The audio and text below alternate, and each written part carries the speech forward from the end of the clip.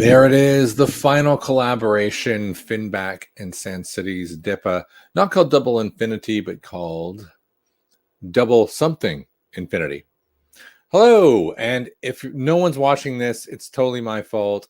I was outside setting up for this birthday thing I'm going to do for myself tomorrow. And by the way, I am 50 tomorrow. There we go. Now you know that, and tomorrow's my birthday, so I am inviting a few friends over. Hey, maybe if we get to know each other at craft beer festivals, you get to come to my 60th. God, if I'm doing this in 10 years, that'd be amazing. So super cool. And my name's Steve Jagger. As you know, this is a BeerNative beer review. Super duper. This one's really exciting. Finback and Sand City. Actually, I've got that the wrong way around. The primary brewer here is Sand City in collaboration with Finback. Even though Finback does make some amazing beers, Sand City is the primary brewer and Finback is the collaborator, which is pretty amazing. But what's messed up about this, let's take a quick look at it, right? Other than, once again, it's got very attractive art. Both breweries are from the New York area. You can see right there. Oh, right. Brewed and canned in collaboration with Finback Brewery by Sand City Brewing in Lindenhurst, New York City. Double something IPA, a thing of beauty. But it's the hop variety. So let me just like run this by you for a second here, all right? The happy birthday. Thank you, Mersey Beers. Yes. Some of the best American beers out there. Let me show you the hops that are in this. Are you ready? So normally I would sit and break down, oh, it's got this hop, so it'll have mango, or this hop, it'll be really piney, or this hop, it's going to be dank. I don't know. You know what I mean? So here's the hop list. So I was going to try and say it, and then it was off the screen. There's 13 different hop varieties in this one beer. Like, look at this. Simcoe, Colombus, Nelson, Azacca, Citra, Chinook, Amarillo, Centennial, Galaxy, Azacca, Motueka, Rakau, Mosaic. It's like we're going around the world in 13 hops. What the hell? What was the expectation? Just, I don't know, let's just crack it all in a pot and see what happens. I think it even says double dry hop, so we have a lot in store for us, maybe more than we can handle. So I guess we got to get into it. Worth mentioning, and I haven't done this officially or very cleanly, given the favor that was done for me by them, but all of these beers came from Beers at UK, and then finally I put a banner up for them. You get 10% off. They dug deep. These are not inexpensive beers, and I bought them from them at like mate rates. They gave me discounts, but I didn't know how good that rate was until I went and started looking around for how much they actually freaking cost. They're expensive because they're all imports. So yeah, big thanks to them. Buy beers there, or at least check out their site and see the kind of selection that they have to offer. And when you catch them at festivals, as they often are, say good things. All right, let's crack on to this. All right, so I'm going to give you a real quick look at where you can buy it here, and then I'm just going to crack it open because just to get you a feel for it. This isn't where I got it, but when I said, they're expensive, there's a variety of places. Most were sold out. Where it wasn't sold out, that's probably the most important thing you care about, right? Was here. Oh, add it to the stream. Honest Brew, all right. They're a pretty good bottle shoppy kind of place, but $11.49 for one beer, $9.99 for the member price. I definitely saw it for less than $9.99 at other bottle shops, but many were sold out. So if you do want to try this, if I lose my shit because it's so good, then you're going to want to go there and get it. That's that simple. All right, let's break it open. 13 hops are about to, holy crap. I got, ooh, Christmas tree. Bit of pine there. All right, that's just foam, so it doesn't count. Us Together. It's got a lovely color. Using my Siren Lumina glass. I really like this glass. I guess I like that it kind of looks like a can. You know, it's going to fit well, not a 440 can, but I don't want to advertise Siren Lumina. That's not fair. There we go. I've already done it. Too late. Horse bolted. Kind of a nice little yellowy. Makes me think of papaya or slightly watered down OJ, but pretty foamy looking head there, though, right? But nice, sustained. Let's give it a whiff. I have clear sinuses today because I had to go for an official, like the hardcore COVID test, where they basically jam a pipe cleaner up your nose. So lovely. Oh, it's quite heavy. Very rubbery. I feel like it's going to be thick when I sip it because of the way I'm just kind of getting overwhelmed. I'm not getting overwhelmed with like Citra-y grapefruit. I'm getting like a bounty. That's it. A bounty of stone fruit.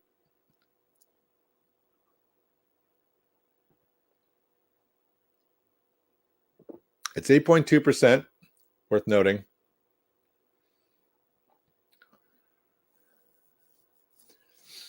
Oh, I'm going to do this. Hold on. While we're talking about beers, before I leave you in suspense as to what I just sipped, because it was good. Merzbergs, is this sale still on? Please do leave in the comments if that's still on, because that is ridiculous. 50% off anything rocks. Green Flash Brewing would be pretty sweet to do on the show. And one more sip. This is it's overwhelming. And I can't call out any single hop. Azacca is the one I'm going to jump on.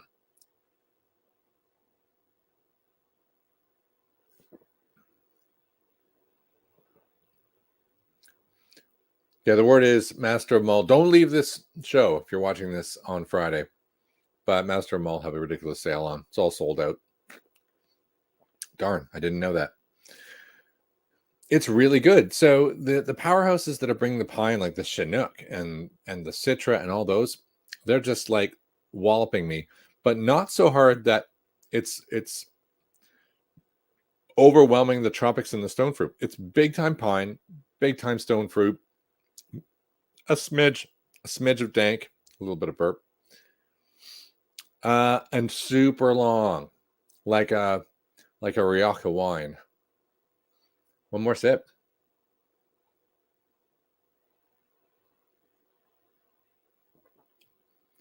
You know what? Just the right softness too on the mouthfeel. It's like I expected because of the head to be a little bit fizzy, but it isn't. It starts a little crisp, and then you're like, and then it smooths and flows across your tongue. And I just want to sit and enjoy it. It's very good. It's very good. Last sip, and then I'm gonna. Now I wonder if I'm just being susceptible to marketing. Go watch my show on marketing. I'll try and link to it here if you like my breakdown on marketing. I want to go with a 9. It balances the alcohol. Like 8.2 is good. It lifts all the hops. I can't nail the hops. There's an element of New Zealand. There's an element of West Coast in there. And there's a strong stone fruit overtone. Not so much pineapple or tropical, but who cares, right? That doesn't really matter. It's just great. It's great beer. I don't think I'd want to put 13 hops in a beer. I would feel like I'm being, I don't know what, facetious? Is that probably the word in terms of like hops? But it's very cool. All right. So I'm going to stick with a 9. Do I want to do people ever give 10 out of 10s or 5 out of 5s on Untapped?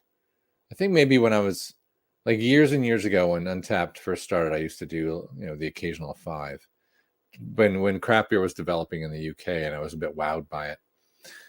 I don't know. I'll stick with a 9 because I think they're going to do well across the board. So on the collaboration and the art and the packaging, I just love that. So I'm going to stick with a 9 on art and packaging. And on uniqueness and accuracy, this may be my first 10 because 13 hops on uniqueness, that's got to be a 5, right? Is it accurate because they use 13 hops? I don't freaking know, but I can't say no because they hit all of the different key global hops. And yet somehow I'm picking up all of the key characteristics associated with the different regions the reputation, and yet somehow it looks like a New England and has the fruity, juicy bits of the New England. Like, it's really kind of smashing it. I don't know. I might go 9s across the board. I might go 10s. You know what? I'm gonna do it. I'm gonna give it a 28 out of 30. This might be my highest ranked beer, and I'm gonna, you know what? I'm actually gonna give credit to Mersey Beers who's in the chat, because you're the one who said keep it to the end, go out with a bang, and you were right, which I should never doubt. Beer Whisper strikes again. So, yeah, there we go. There's a good feedback. I think I've given 1 5. This will be the closest I've ever given to a 5. So amazing. It's really good, and I'm super excited to stop doing this review so I can just kick back and chill. I've done all the prep for my birthday tomorrow. I've done self-isolation. You know how it is. I've done so in advance. Everyone coming has taken a COVID test. It's like we're trying to do everything we can, as if it's almost like the Manchester Beer Festival. Everyone's being screened in advance so that we can kind of be normal in the day. So that's awesome. I'm very excited. I have an operation on Monday, and I don't know the outcome of that. Like, it's the minor, it's my knee, right? It's like my heart or my brain's being removed. But I will have to take the advice, so there might be a delay before I do another review, because if they say don't drink because healing's important or some shit like that, I'm going to do that. So we will find out. The problem, though, is that for my birthday party, I managed to convince my wife that it was okay that I bought like 300 craft beer from a variety of sources. So my garage is absolutely stocked with the latest and the greatest of all the craft beer. Whoa, I'm excited. So we're gonna try and kill it tomorrow, and then maybe I'll take a few weeks off beer and come back with a bang, because I'm gonna have so much left over. Thank you very much, Mersey Beers. Thanks very much for everybody watching. Thanks for all your support. This is my first year, and it's gone. You know, I had an interview with Anthony at Life's Beautiful in Germany, and he was like, wow, you've done it. Like, you didn't start and die. You're still doing reviews. It's fun. Hopefully it's insightful, and hopefully you enjoy my banter, right? And I look forward to when the pandemic's over, because I'm just going to crush every beer festival on the planet, and hopefully get to meet people and do beer reviews right there in front of people and enjoy it in person, because that's kind of why I started this, because I'm just sitting around on my own. All right, that is the end of this one. An absolutely banging finish. Let's throw it up there again. Finback and Sand City, actually Sand City and Finback. It's a double IPA. It's double something IPA. Go find it. I dare say it's worth the $9.99. It might be. It's pretty damn good. I'm in a good mood now. I'm going to go drink the rest of this beer. I'm going to have my birthday. I'm going to have an operation, and I'll probably see you all in a week. Steve out.